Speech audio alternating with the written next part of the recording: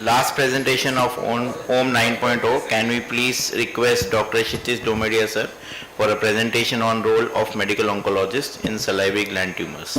Sir is currently working as a senior consultant in the Department of Medical Oncology at HCG AXA Cancer Center, Ahmedabad. So good afternoon everyone. At the outset I would like to thank the entire organizing team for giving me this wonderful platform. So I know I am standing just in between a great academic feast and a great culinary feast which is being awaited. I try to be as targeted as possible.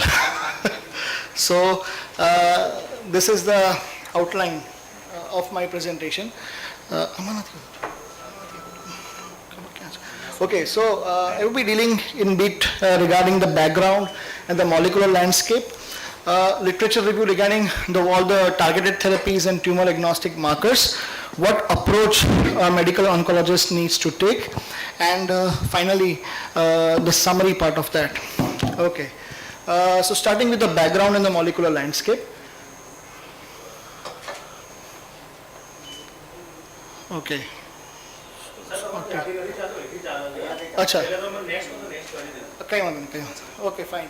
So I think we know a salivary gland tumor is not one entity, it's a heterogeneous entity, and it is important to know what histopathology is, whether we are dealing with adenoid cystic carcinoma, a cynic cell carcinoma, a myoepithelial carcinoma, or ductal adenocarcinomas, mucoepidermal carcinomas, etc., etc. This is OM 9.0 and we are in 2024, so we need to move beyond just histopathology, and it is important to understand what is the molecular landscape of a salivary gland tumor. So this is an analysis of more than 1500 patients which was presented a few years back in ESMO, and next slide. This is the summary of all the clinically relevant genomic alterations in salivary gland tumors. We can see many of those genomic alterations which are mentioned and the frequency with which they are being found. Next slide. This is a summary of all the targetable genomic alterations which are found in salivary gland tumors. Next slide. These are all the genetic alterations which are present based on which pathway is damaged. Next slide. This is all in what is the molecular landscape, and you can see how heterogeneous it is. It is not possible for me to even read this. Next slide. So, in short, what I want to just summarize in the background and the molecular part is, it is important to understand the molecular aspects of a salivary gland tumor. Obviously, it is just the tip of iceberg. We know there is lot many things the world doesn't know about it, but at least we should be having that vision to understand what is being seen. Thank you. Next slide. Okay, so moving towards what is the literature review surrounding what all the targeted therapies and agnostic mass, etc. we have in as far as the salivary gland tumor is concerned. Okay, so it's all jumped up. Yes. Next slide, please. So what all can be targeted? So there are different molecular things which can be targeted, like androgen receptor, like HER2, like RET, like BRAF, like NTRK. There's some things like MSI, TMB, and all those things. So let us just understand a bit about each of this, starting with androgen receptors. Yes, androgen receptor is important to be checked in a metastatic or locally advanced recurrent inoperable salivary gland tumors. And as mentioned in 2003, there was a case report which mentioned the role of androgen receptor blockade or androgen receptor treatment in management of salivary gland tumors. And few years down the line, there was a review article regarding that. Next slide. We need to, how to test for it? Simple, it's an IHC test, not a difficult test, not only NGS or anything is required for that. A simple IHC test can pick up your AR status. Next slide.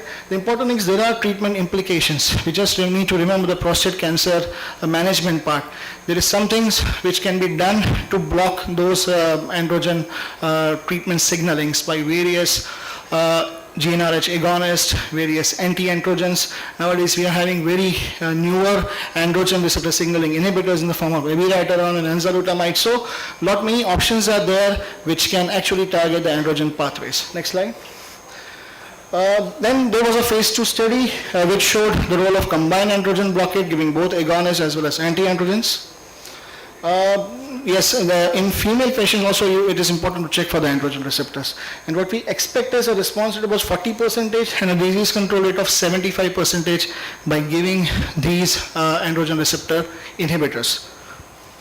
This is a case which was published, and what it showed, a challenging one.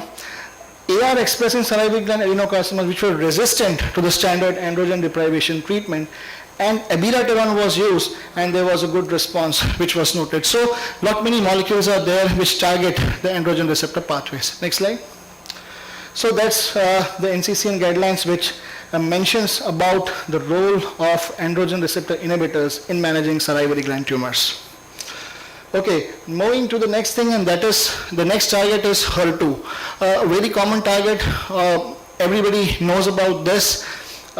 Many important molecules are being made to target this. We have learned it from breast cancer management, trastuzumab, pertuzumab, TDM1, TDXD, which was mentioned in this year's budget as well, that is trastuzumab, deruxtecan, lepatinib. So many molecules are there which can target the HER2 pathway. This is a very old one, 2003 article which mentions the role of Herceptin in managing advanced or metastatic salivary gland tumors. And what HER2 is not an uncommon thing to encounter in a salivary gland adenocarcinoma especially. The incidence is about 15 to 44%. So it's important to get it tested. A simple IHC is enough to test for HER2. And if you get these type of HER2 positive salivary gland tumors, you can manage it with trastuzumab and a taxane combination. And nowadays you can have an option of a dual HER2 blockade in the form of trastuzumab plus pertuzumab as well. We expect a response at about 40% and a median overall survival about 40 months with that. Next slide. The newer kid on the block is trastuzumab deruxtecan, which had a mention in this year's budget as mentioned earlier. This is the study that was Destiny Pan Tumor 01 study. And this study included all solid tumors which harbor specific HER2 mutations.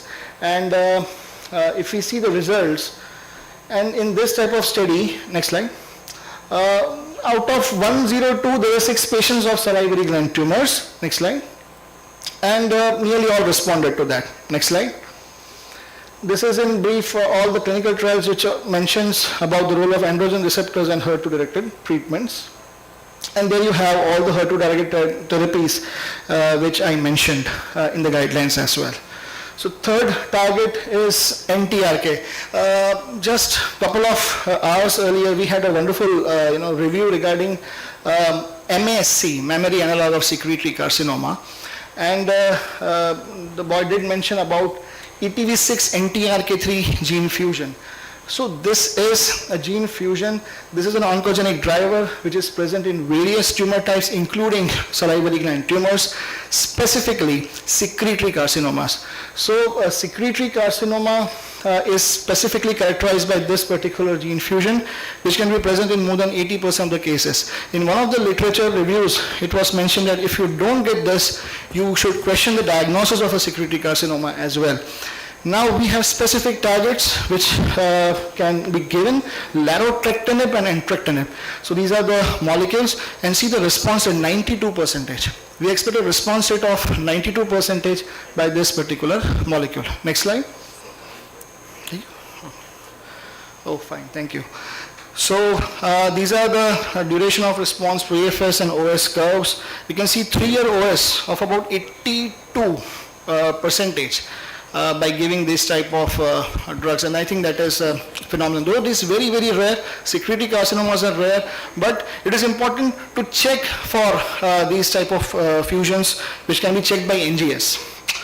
Okay, so this is one of the case reports which does mention the role of entrectinib and how good the response was with this particular molecule. This is one more case report. I just rushed through that. This was a case in which ETV6 NTRK3 gene fusion was found. The patient was given larotrectinib, and just after 3 months, there was a very good response. And currently, he's still on treatment. It has been over 55 months. Very few case reports are published in good journals, and this is one of those cases which was published in that.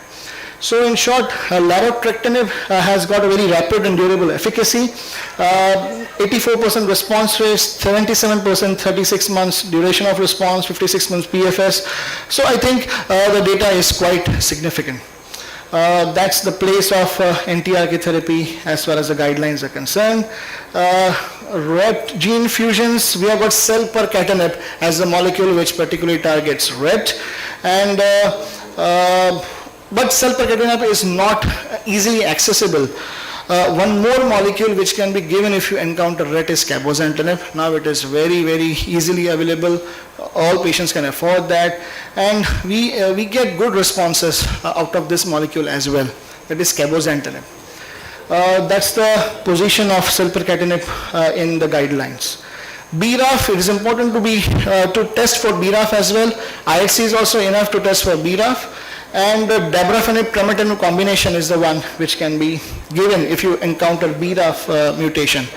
MSI and TMB, they are considered to be as tumor agnostic markers, and if you encounter any of this, you have role of checkpoint inhibitors like pembrolizumab. 2017 you got an accelerated approval, now you got a full-fledged approval to use this molecule if you have any solid tumor harboring MSI or TMB. What if you not get MSI TMB? The role of immunotherapy in salivary gland tumors is not very well established. You see the response rate just 4.6%. So it is different than the usual head and neck malignancies cases. So only if you get MSI TMB, there is a role of immunotherapy as far as the salivary gland tumors are concerned. VEGF TKIs, very important, small pills, lenvatinib, sorafenib, axitinib, and cabozantinib.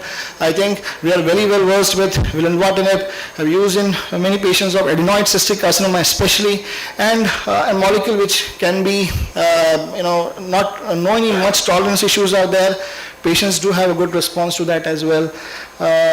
This is a case report of sorafenib, which was given in a mucoepidermoid carcinoma. The patient did respond well. So these oral pills, sorafenib, axitinib, lenvatinib, they have a specific mentioned role in managing salivary gland tumors. Now, important thing is how to test for that.